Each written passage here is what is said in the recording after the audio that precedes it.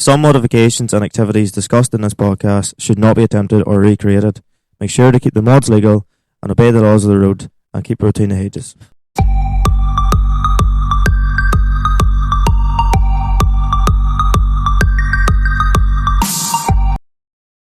Hello guys, and welcome to LSD Podcast or Limited Slip Differences, the podcast where we talk about all things Northern Irish and Irish car scene.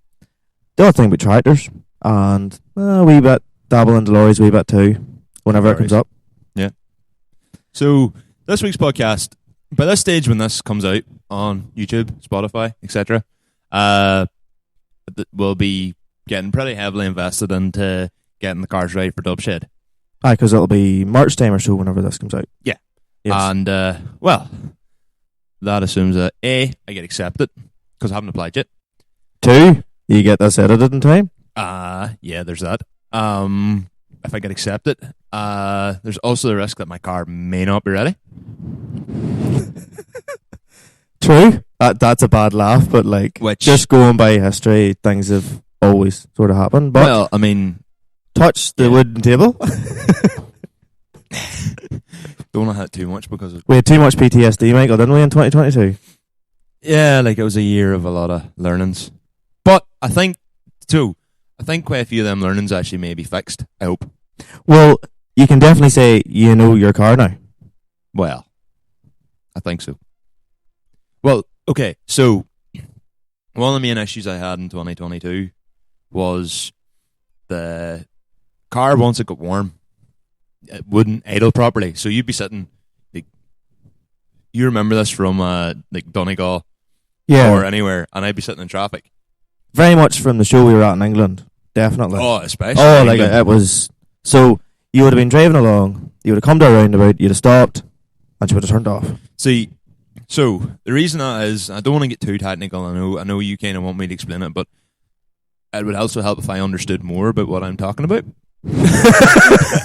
So that's half the battle. Well, just blind leading the blind. From episode 1, if anybody watched, he doesn't research anything that's fucking useful. But basically, the injectors I have, it's like one big burst of fuel. So she was overfueling herself. Basically, so she wouldn't have done. Is it obviously overfueling? But it wouldn't have. Was it bore washing? You call it? Well, it wouldn't have bore washed. I don't think it was running that rich. But basically, it was kind of like all or nothing with the fuel. So once you were up the rev range, like say 3,000 RPM, absolutely fine. Car was running nice in the Lambda. But see, whenever you were idle, if you dialed back the injectors any further, I think it's pulse width or something they call it. I'm not a mapper, so I don't know. But once you dial that back any further, the car just died out.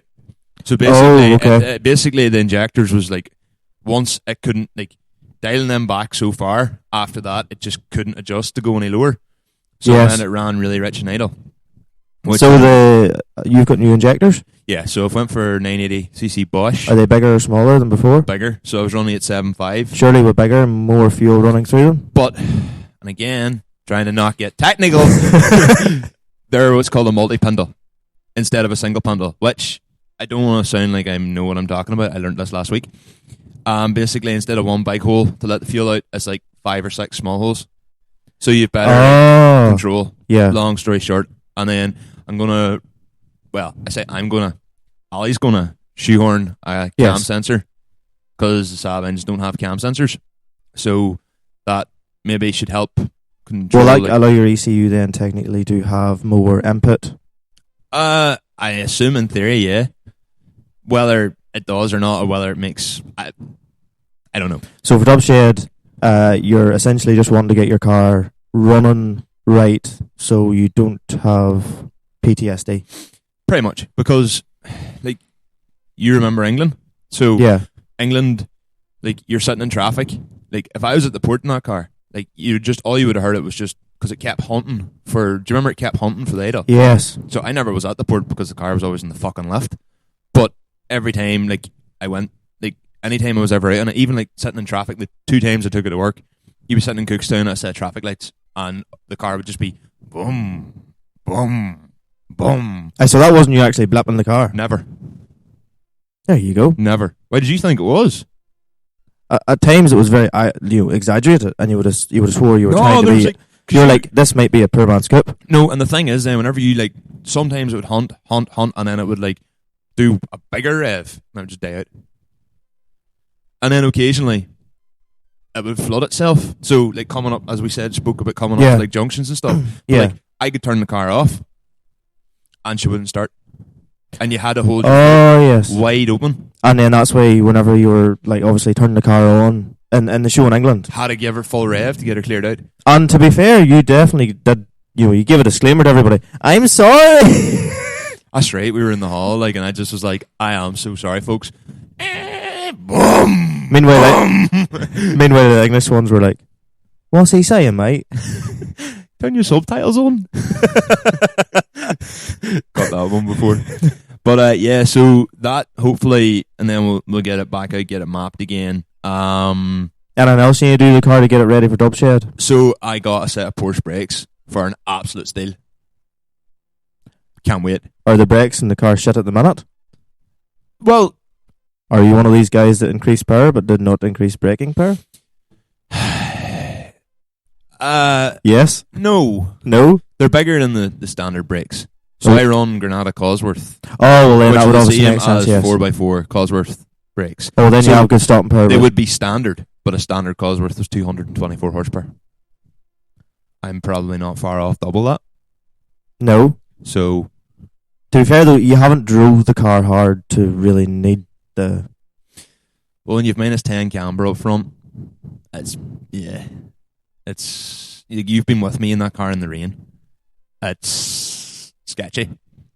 Plus, do you have good tyres? Moving on.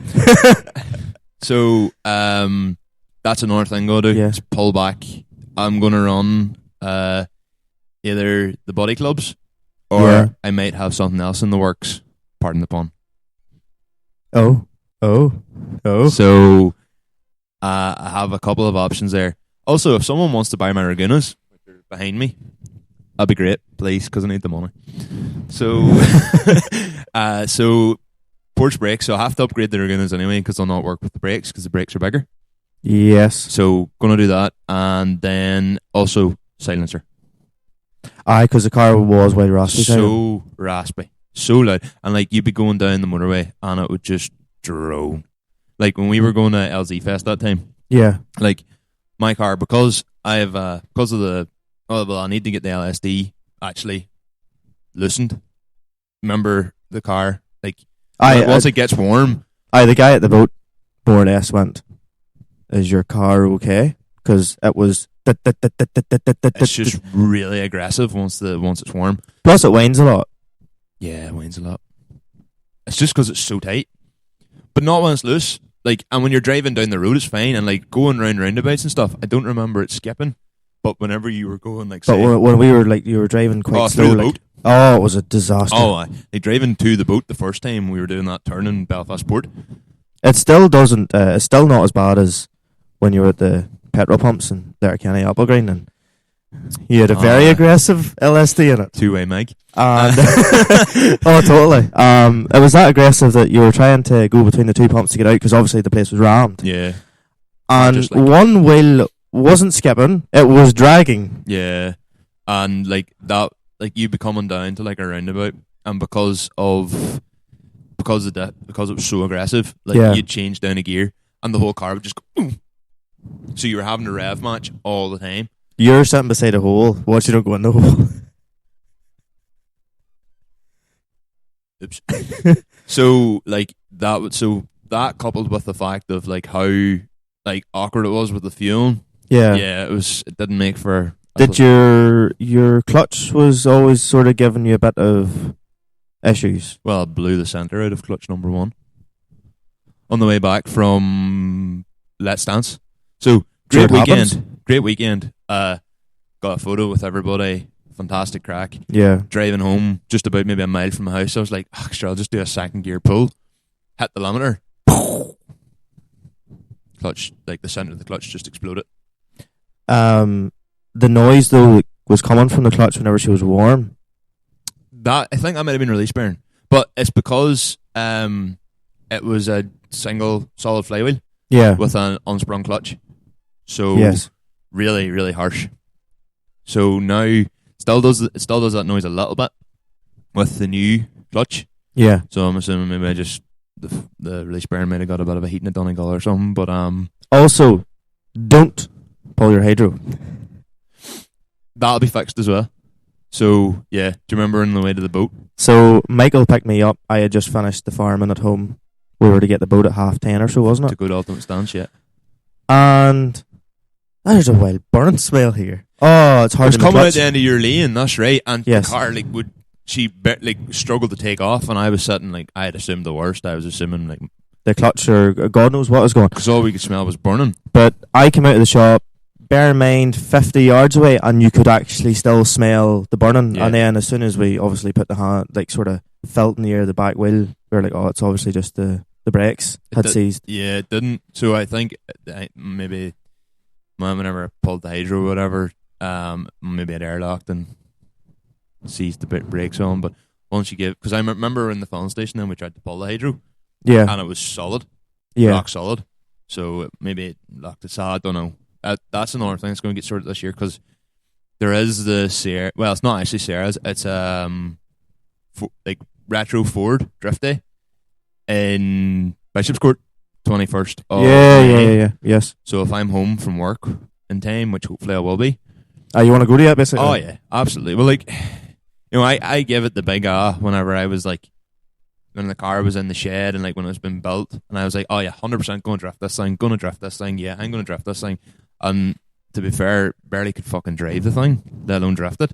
And then anytime you done something, I would go nam it and just break something else.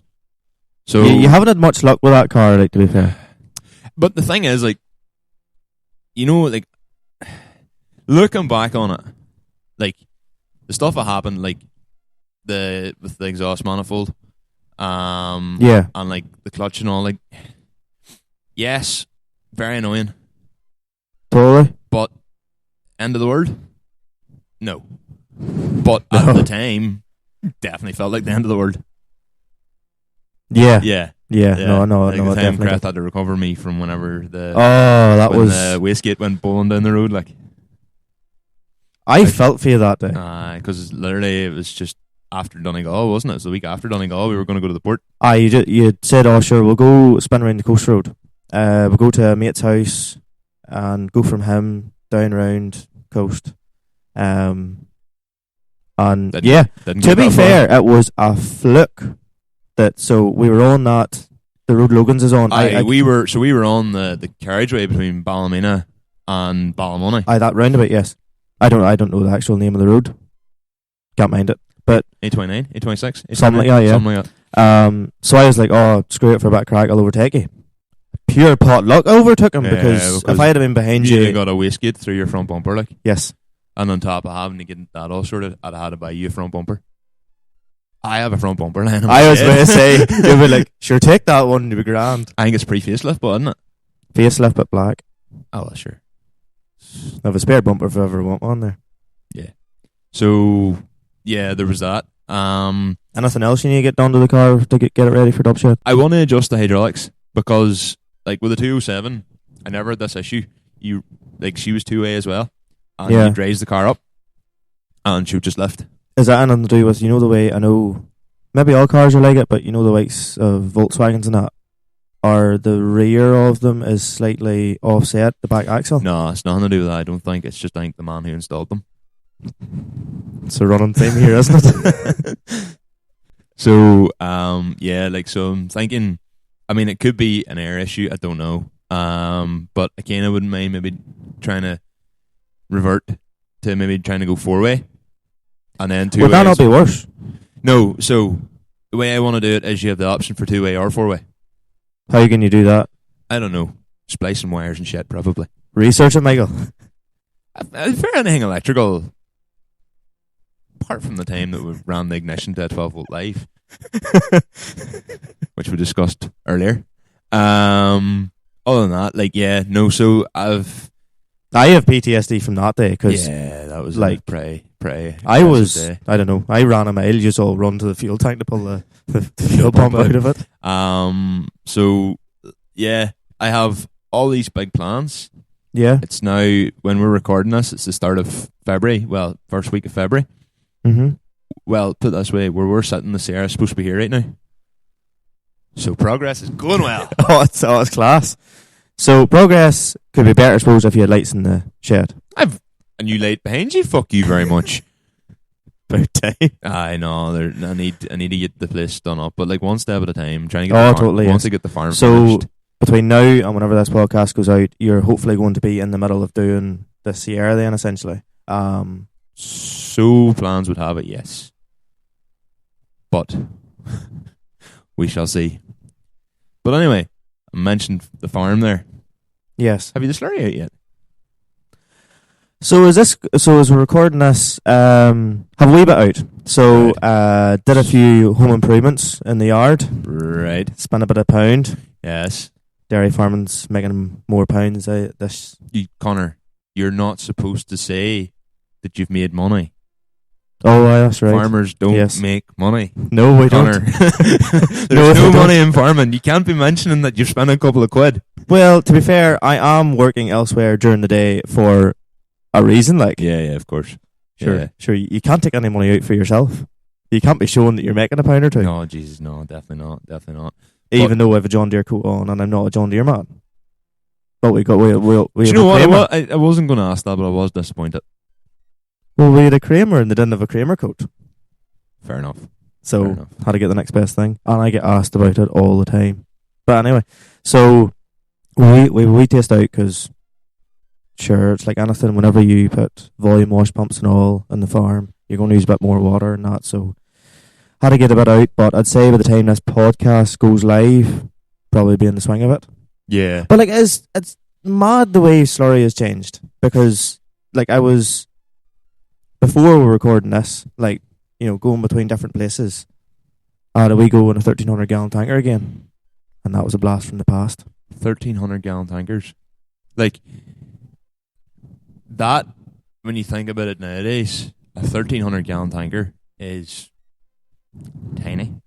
It is. Like, but probably when me and you were, like, 20 years ago, yeah, 1,300 gallon tanker was probably, like, if you had a 2,000 gallon, you were a contractor. You were doing well. You were a contractor. You probably were a contractor, actually. Yeah. Like, it's funny because we had we have a 2,000. So we bought the 2,000, but whatever way it worked, we still like had the 1,300 as well. We never needed it, but just with the way things worked out, it was handy for at the time. But I put the 2,000 on again, and I was like, holy fuck at the size of this thing again. Yeah, and the thing is, 2,000 is not even a big tanker now, like. No. Like, so that's what I was going to say next. Like, we were coming through Portlanone earlier. Yeah. That Heron that went by us was probably, 35? At least. And even it doesn't look big now because of the skate, but like, yeah, that's average for a contractor at this point. Like, you see 5,000 gallon tankers in the road now. It's insane. May as well be a lorry. Like, whenever... And actually, some people are using lorries.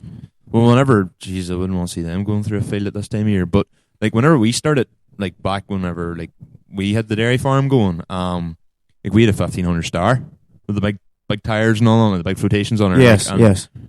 Like back then, I thought that was a big deal, and then you heard of people maybe getting like a 2,000 major, and you were just like, "How's the ground ever going to cope, lad?" Someone's doing well, like, and well, that was back whenever you know yourself, like we were pulling that with 890. You know, it was a great pull for the tractor at the time. Well, she probably could cope with a 2,000, like, but really, I'll prove it to you. Suppose I have one. You have one, and I have the other. So, right, okay, game on. That's a story for another day. But yeah, like, so, like now you see, like back whenever obviously we first were growing up, like umbilical pipes was just like they were a novelty. And now every contractor has them, and you can see why, because obviously you can go on the ground and or even rotation wheels on tractors. Like, I know years ago, at the time, like it was FX front wheels are the same stud pattern and all as TMs, and I think maybe 60 as series. In the harvesters. Yeah, so FX front wheels I have seen them on like the back tires of a TM. So, I did not know that. Seriously? Yeah, so that's class. But now, obviously, like, it seems to be the go-to thing is 1050s and 710s at the front, I think, possibly. Not sure, but that is wide. Yes. Like, that is wide. Well, like, sure, the wee test we put out was all done by the Dribble Bar, and I think it's 900 by whatever, on a 20 series deer. It was beefy. There's actually a photo of it in JB's, if anybody has seen it. They had to put new steps on it because the wheels literally barely fit on the 20 series. But like, especially when you're trying to get trying to get the slurry out early in the ground. Like, we've had a pretty shitty winter. Like, it's done nothing but rain since September. Oh, totally. The ground's not good. Like, no, like, so the more you can save it, the better. And this is probably, to be fair, you see advancements like that probably is for the better. Like, compared to your man and a few years ago going on the ground with a 1300 and a 7610 two-wheel drive. Like, the Dribble Bar seems to be better for the ground anyway, because, like, I would say, I'm not getting too technical on the farming side of things here, but I would nearly say that, like, when it comes around to silage time, there would be a bit better of a crop on your first cut. I haven't had the opportunity to actually run with a Dribble Bar yet. So the fella I work to, who, by the way, I need money. Please hire me again, Donald. He's maybe realised I'm useless. But took him this long. Only 11 years. But he's trying to get away with, like, not using the Dribble Bar, and every year it's always, I think I'm going to have to put the Dribble Bar on this year, Michael. And then we just get away with not having to put it on for another year. But he's in a lot of tight ground, like, and I would be getting a bit scary with the tail swing and that thing. Like, I suppose, yeah. Like, that's on a 2050 Red Rock. Like, it's not the biggest tanker. Plus, they're quite high. They do sit quite high. Then they do, and she hangs out a bit at the back. Now, I think there's talk of, because it's never used. I think he's talking about maybe trading in for like a newer, like a phase 2 or a reworked version. Like a newer version, obviously. Because some of the new tankers actually come with the two, you'd say, wings that fold down. I think at the front of the tanker. I think he's maybe looking about going on for the ones with the wings folding around the side of her. Yes. But I have seen the ones with a long drawbar. But they'll be well wide in the road though, with your big single axle. Well, maybe I'm talking dung as well. Could be as well. But actually, when I was out putting it out last year, I met a fella on the road who had one of the ones with the front. Like, the wings came out at the front. I think Slurry Cat is them. Slurry Quip, maybe. Possibly, I'm not 100% sure. It was galvanised with, like, orange paint. So yeah, I met him on the road, and I thought that was a good idea. But why long drawbar? I think on them they do. So you'd have a lot of weight at the back of the tractor, wouldn't you? Would help for grip, but you need probably a front ballast on it as well. Yeah, I'd imagine that. But like this time of the year, there's not many places you could go in with, because I know our own big tanker and the tractor. Look, I was young at the time, I was stupid, and I went into the same track, but I had to drive around the field. So there's two gates, and we were going in one side and coming out the other. The balloon I was only like 18 at the time, having to go in where you're meant to exit and drive around, and there was no grass growth here in that part. Did you layer the field? I've done that too, don't worry. To be fair, one thing good about the big tanker tyres, see if you do make a boo-boo. Oh, straight over it. Oh, straight over it. No need for a roller. Yeah, the next load you come in with a full weight, you're just like... Sometimes it does go wrong and you make a bigger mess. I have found that. That's just you're just going, right, this point's a lot. It's caused deathlock. And then Sally's man comes around and he's like... Push! Or even he goes into it even worse and you're like, I saw he bogged to the absolute straps, as they call it. Bogged to the washers. And you're just sort of like, who did that? That's just that man who left that field. No respect whatsoever. Like. No, he doesn't know how to drive. Anyway, well, moving on from a bit of the tractor chat, because I'm conscious, like most listeners maybe still want to hear the car stuff. I don't know. Totally. The actual topic, now we've kind of discussed all the random shite. The actual topic we want to speak, because we're kind of relating back to the whole getting ready for show prep season. Yes.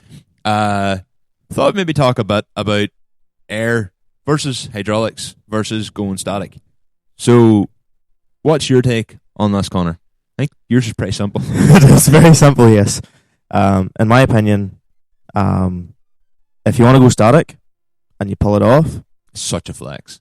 number one, you have a great set of balls on you. Oh, yeah. Yeah. You like trailing them balls. Yeah. And from a few stories I've heard with like B8 A4s and different cars like that there, you break a fucking lot of shit. Steering racks. Aye, steering racks. They love steering racks. Aye. But some cars do pull off going very low static very easily. Like BMs seem to like, we've met there with a 5 Series. Aye, and sure. he's went over things I couldn't even get over. Sure, there was one night we were in Crest 5 Series and the silver one. Full load through Belfast. And they were not great roads. No. And I think the only thing that really rubbed was that we're not going to Victoria Square in her. We did. Because to be fair though, whenever she did bang, you just went, I'll be alright. Aye. Same man would drive her on, alright. But like even Stevie's as well is the same. Like just and lovely cars. Even when you deck them, they still handle, like they still sit quite nicely. Or maybe, but they still like, and they look so well. But like even my A4, whenever I had her on the FKs, like Yeah. FKs are not a great coilover. No, Just with the length of them, they're good for lowering your they're car. still quite comfortable. You know, all things considered, compared to if you put something like, I don't know, FKs or maybe Racelands in a small car, Yeah. like you're thrown all over the road. Well, like I suppose at the same time too, if you're going static, it depends what car and how much ball you're going to have. Like I had the Polo static as low as I could get it to go on the cheaper coilovers. Had a chassis notch it to save shafts. You know, had to cut bump stops and all that there. You had to, whenever the blue lights came into Marfelt, you fucking shit yourself. Did we not put a disclaimer at the start of this video? Aye. That's in the past. I have grew up since. Don't try this at home. But to be honest, I think like people who go for like really ballsy static setups, yes, sure, it costs them as much as air. Like if you want to go for like a set of 326 power coilovers or something like that, yes, there, or hitching our like ultra lows or something like that, yes, you're into, or KWs, like you're into mega money. yes. But the thing probably about them is, obviously you'll have dampening control. Oh yeah. Like.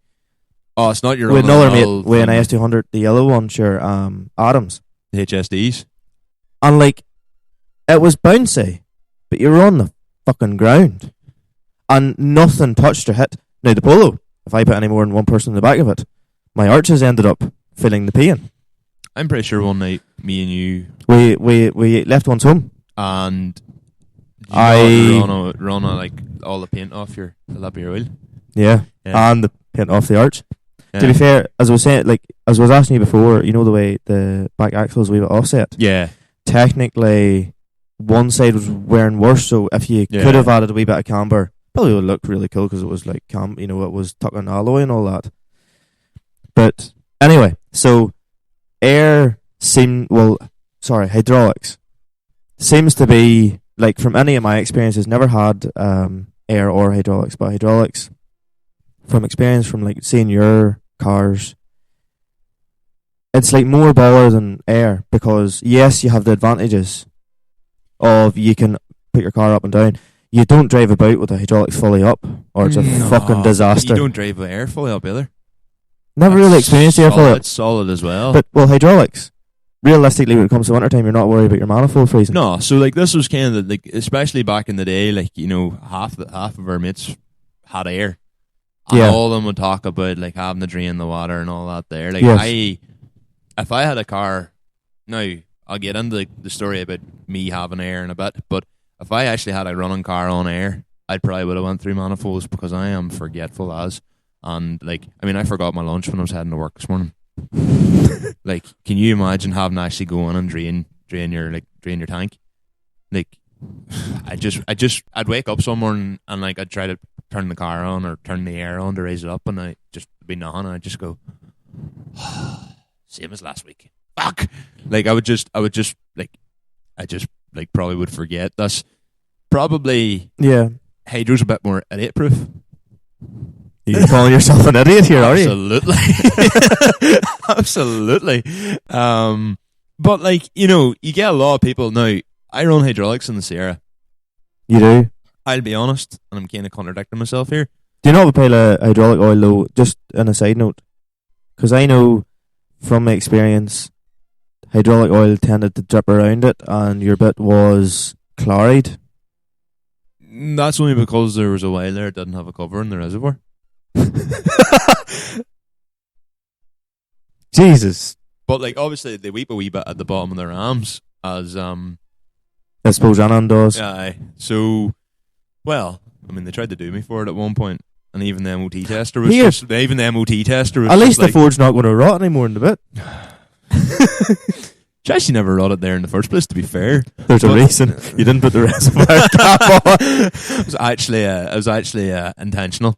But like to be fair, like them, like whenever I had them, the hydraulics in the 207, yeah, like I never felt any difference between like the coilovers. Like I was in Racelands, so they were pretty shitty anyway, like cheap lows, like. So whenever I went over to the hydraulics, like I didn't know any difference. But people are like, "Oh, like I could never go hydraulics; they're so uncomfortable." I done 37,000 miles in 1 year in that car. Like, you like driving? Well, that like I think we done 3 English shows. So there's like 1,000 miles ago. Yeah. Because they were all like Castlecombe. So it wasn't like you were just going to like fit it or even ultimate stance, which is just off the boat, and you're closer to your total drive's closer to like. Double to be fair, away. Was one of them shows not where you drove about in Alfred's in the 207? Yeah, I drove the full way from here, then down to Dublin, got the boat from Dublin over with sort of not the best adapters on it, so it probably didn't make your experience that time that much better. On the way over, I panicked like a madman. Like you do? Yeah, on the way home, it was fine. Is that because you lost the fuck to give? Yeah, pretty much. But I can... So, fun fact, the car was with me, Sean's car, the Saab. Yeah. His hydraulics are now what's in my Sierra. So he put the hydraulics from the Saab into the Passat, and then the hydraulics out of his Passat. And that's what I was going to get back to. So I noticed no difference with. So you've actually led me around quite nicely there. So no problem, lad. I never noticed the difference really going from coilovers, but because I was a 14 diesel, like, I wasn't going to be putting like I said a sporty KWs in her anyway. But like Sean would have said his car was quite aggressive and quite like hard to sit in. And he put it up fully once over a bumpy road. Fuck, I'm surprised the radio didn't bounce out the fucking dash. Like he, like you know, and like even ones that said like comparing that to like, there was a Saab floating about in there at one point as well. But like even the Passats, like people were saying, oh, the hydraulics look stiffer.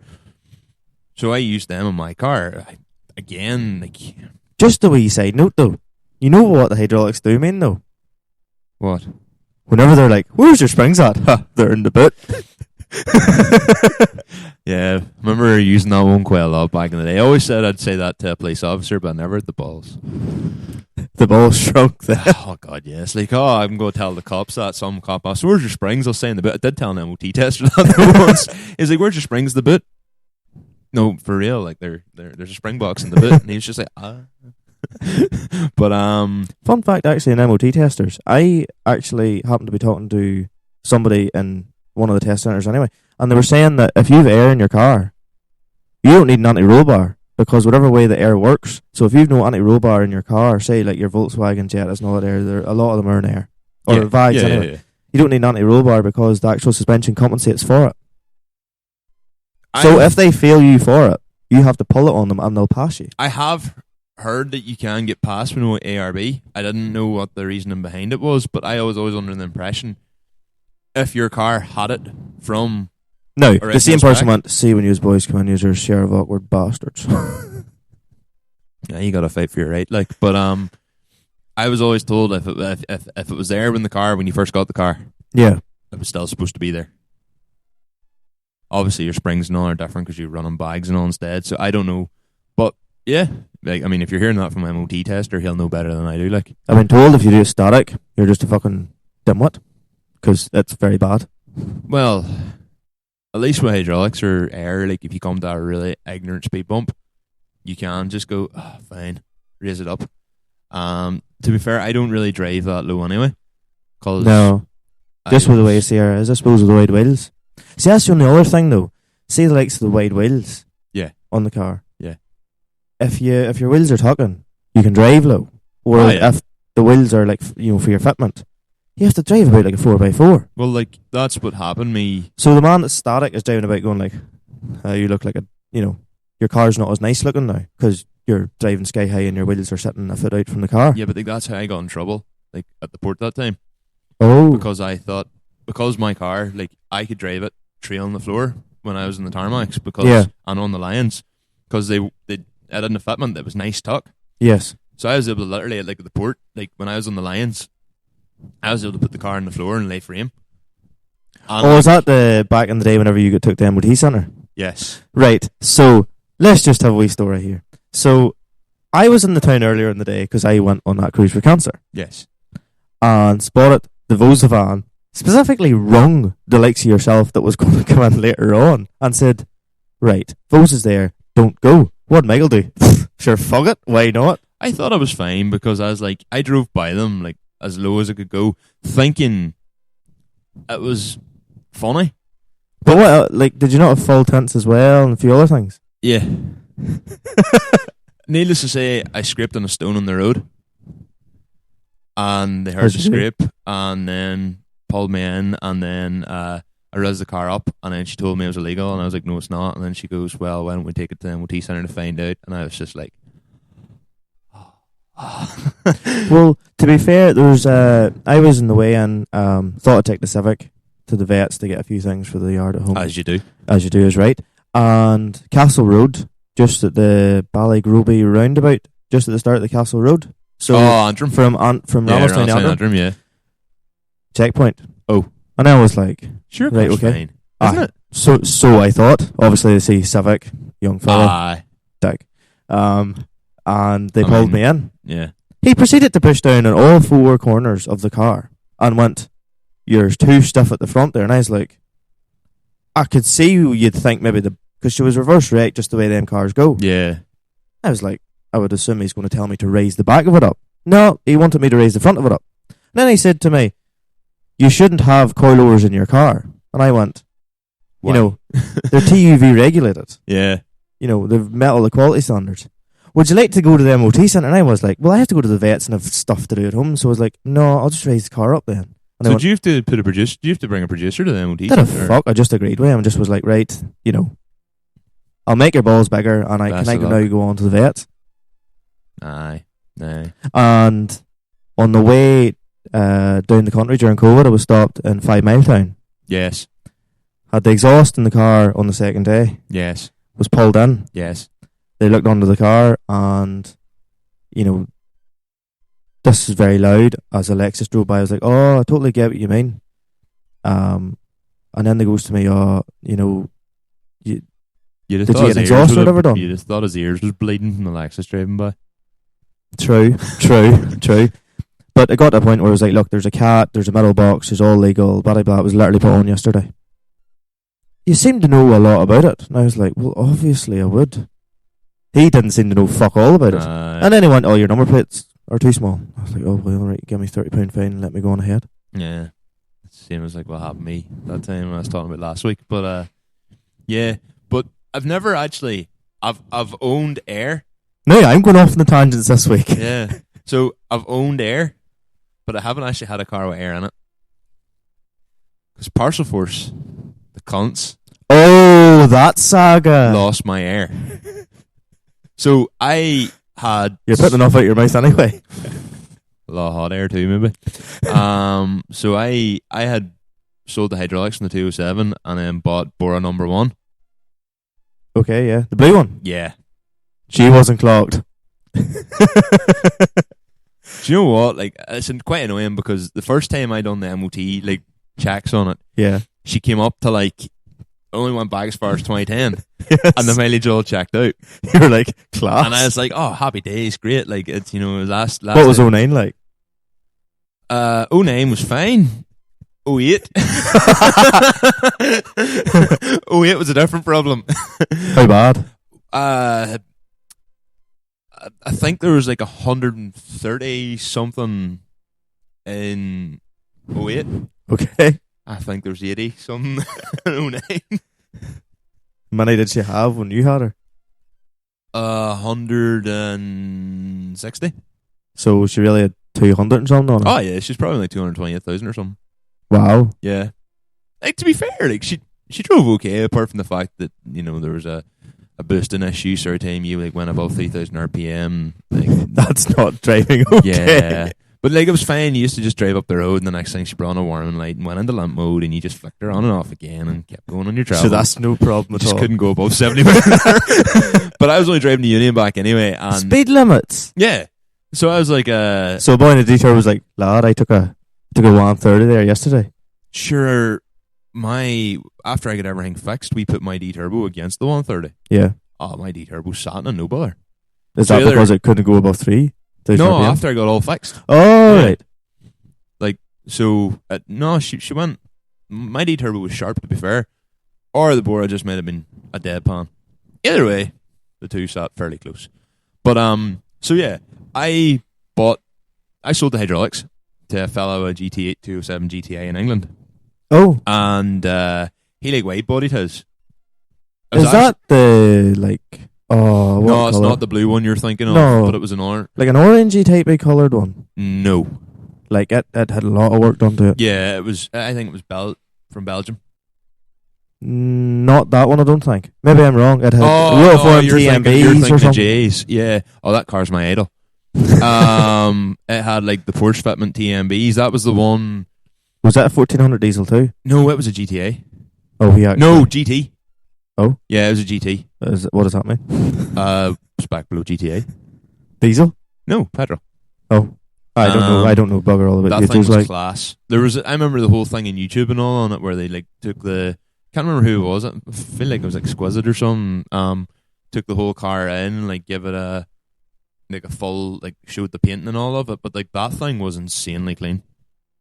A lot of money spent on it. Insanely clean. Like such a cool car. Like that car actually came as like my inspiration, because I was like, if someone else is crazy enough to do it to a 207, surely I can do it to a 207. And mine was a 5-door. Maybe it didn't have the same amount of cool points. Like his had the acoustic kit and stuff on it. It's absolutely class. But anyway, you did buy side skirts for yours, but you just didn't put them on. About that. They pretty much went out of fashion immediately after that. But anyway, back to what I was saying. So Bora, I had bought the air for the Bora, and did you not want to put the rotiform, not TMBs, but there were TMBs. Oh, TMBs, yes, on it. I had TMBs lined up for it as well. Well, I owned them. And I think I sold them to Creth. But they were Sean's old wheels. Did you buy them? Where did you buy them? I think I got them off Sean. Because I was there the night he sold them to someone in Coleraine. Jeff. Yeah. Anyway, well then I ended up with them somehow. But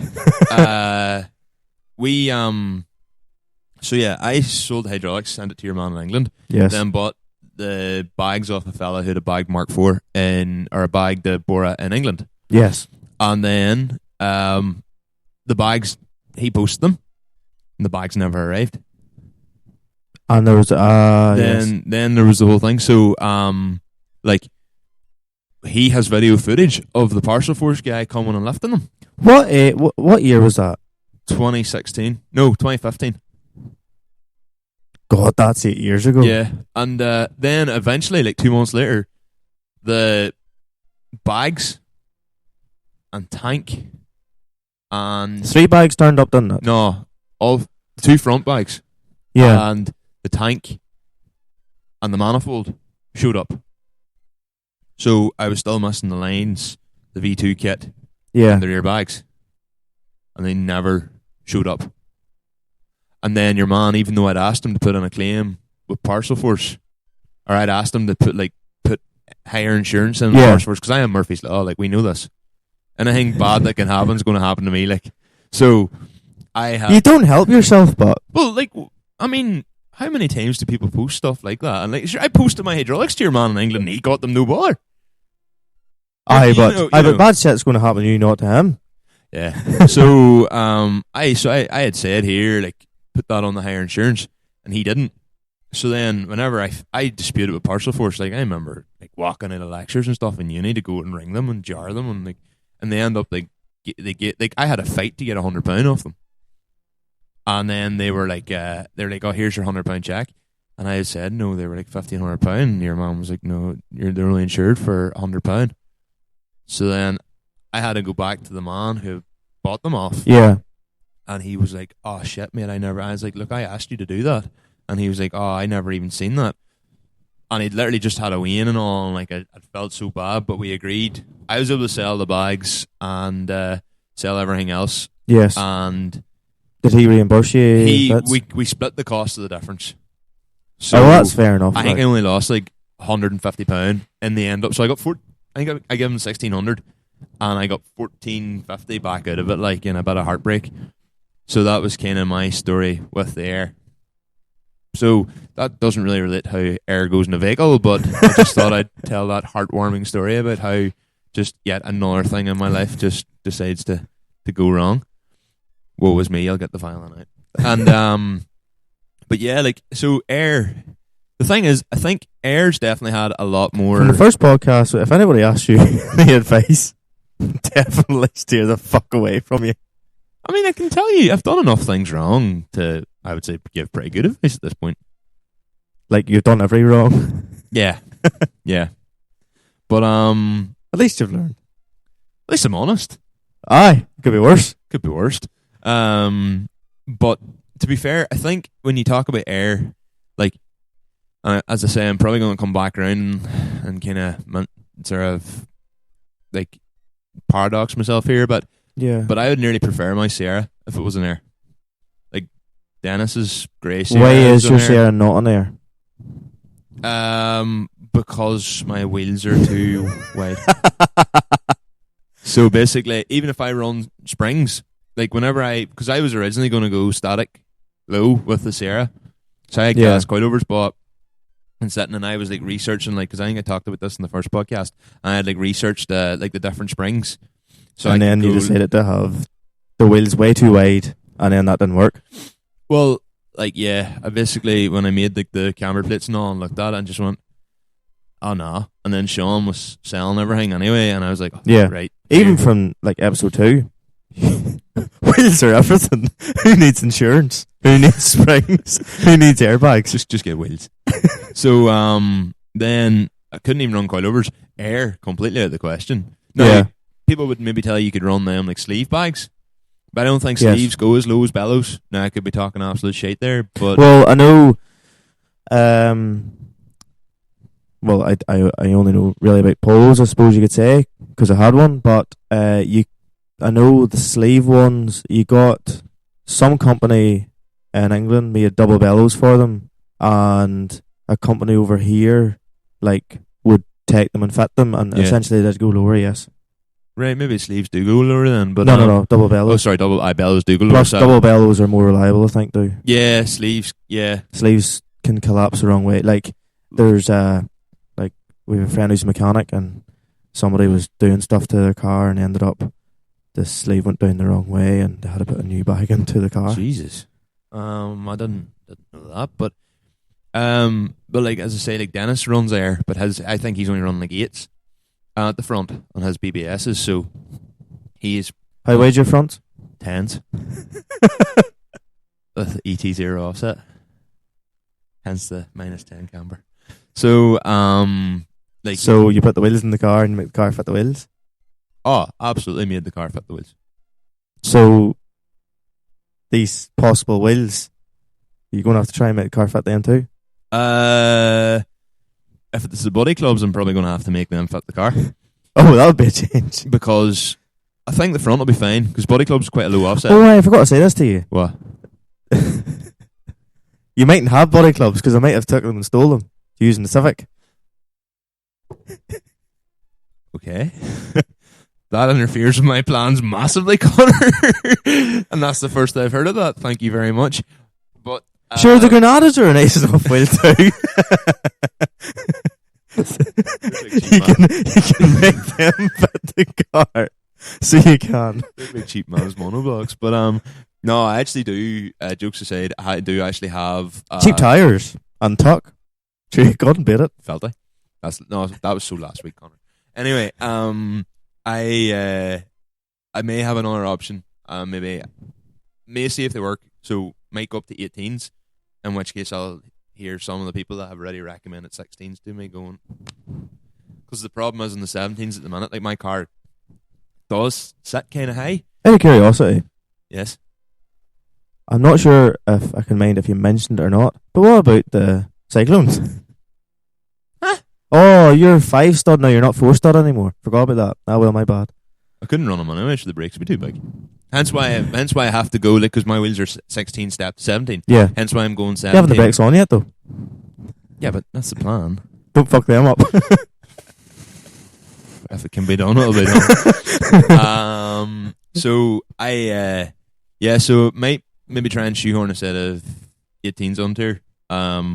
That will be different. And might have to give my Ragunas as collateral because no one seems to want to buy them. So I'll just tell your guy, like, I'll just. Well, you're not out any money, all the same. I'll just say, here, take my wheels, and if I buckle them, well, here's my Ragunas, and I know you don't want them, and things seem to work out better for me because I've got these wheels which I now own, and you've my Ragunas. So I mean, I guess you kind of swapped for them, but 18s. So they're 18 by like I think 9.5, but like, sure, it's not like he's casting the shadow over you anyway. Seems to be the producer in this week's podcast, and I'm trying not to just name names here just yet, but his name's been mentioned a few times in this podcast already. So we once went out for dinner. What was the reference whenever we were paying him for? So he covered the meal, and then we all, paid him back through a bank transfer, yeah. And every reference was car. Yes. Yeah, that's right. Actually, he's a great man for it. Yeah, great man, one of the best. But so if we do that, it'll be interesting to see. So they're a slightly higher offset. And, okay, yeah. Lower profile tires, less stretch, more stretch. I think they're 225 40s, so less stretch. So on a 9.5. Oh, so I have to see because we might try them on, and it might just. What colour are they? Bronze centers. That could work. I think that'll look grand with the red. Are they a totally different kind of wheel from what you're running at the minute? They're not 5-spoke. Not. There's a lot of wheels that aren't 5-spoke though. I don't really want to give anything away. Like, I could also be pissing in the wind here, and it might never freshen, and you might just have to run standard wheels for the year because I'm stealing the body clubs back. So true. So like, I might run the Ragunas for the shits and giggles. Oh, that'd be class. You should do that. We should try them on. We do need to try that on. We actually do need to try that on. To be fair, you did. I was down one other night, and you did hand me the jack, and I just went, I actually can't be fucked. Yeah, I was. You have all the enthusiasm in the world. I do not. Well, the thing is, at that time, I just put them up for sale, and I was like, "Oh, Conor, you need to try them on before they, before they sell." And I think that was 3 months ago. To be fair, I'll land down some night and I'll be like, here, I might try them on. You'll be like, no, they're for sale. So whenever I do try them on, they might be for sale. You can try them on the night in case someone decides to buy them. Like, we're not very organised tonight either. No, I mean, what time is it now? It's midnight. I see. We have a habit of these late night podcasts. To be fair though, we'd think we'd learn by episode 3 how to get this set up quite quickly. No, just nothing was working for us at all. So I arrived here at 7:30 and it took us till 11 o'clock. We don't fuck about at all. In fairness, Creth landed in the Crown. It is a wagon. What a wagon. What a wagon. And it speaks Chinese. Japanese. Sorry. Japanese. So it all sounds the same. You're going to get us cancelled. And so like, and I have to sometimes forget there's a microphone in front of me. And I'm supposed to be the idiot, like, and you turn it on, it obviously speaks like away at you, and you're just kind of like, can you see what? And but like, and it boogies. It does. Fuck, it can shift, and it sounds good too. Sounds really good. Nice limiter on it. Maybe shouldn't be telling people. It reclines back seat recliners. It does. That's so it cool. Is a very so cool. It's a big car all the same as well. Well, we probably will be able to do another podcast literally on like big VIP vehicles. In fact, I'm just going to say I want to do a podcast on big VIP vehicles. So we can probably cover the likes of that. By this stage, I think we're going to wrap it up because I think it's getting to the stage where I'm starting to get tired and giddy. And this podcast. And to be fair, I have to milk cows in the morning, and last night was a late one. I've rocked the break, so. You what? Rock the break. You're getting a rock breaker out to. So you're digging up concrete, Michael? Yes. Don't fuck that up. Fucking watch me. So, thank you very much for listening to this week's podcast. If you've made it this far, fair play to you. Yes, definitely. This will be out. I mean, if you're listening to this, it'll be probably mid-March. Start of March. Start of March. Something around then. So, yeah. Thank you very much. Thanks very much for listening, and have a nice day. We're going to have to work in those outros, Conor. Yes. Thank you very much. All the best. Keep it between the hedges. Yes. All the best, guys.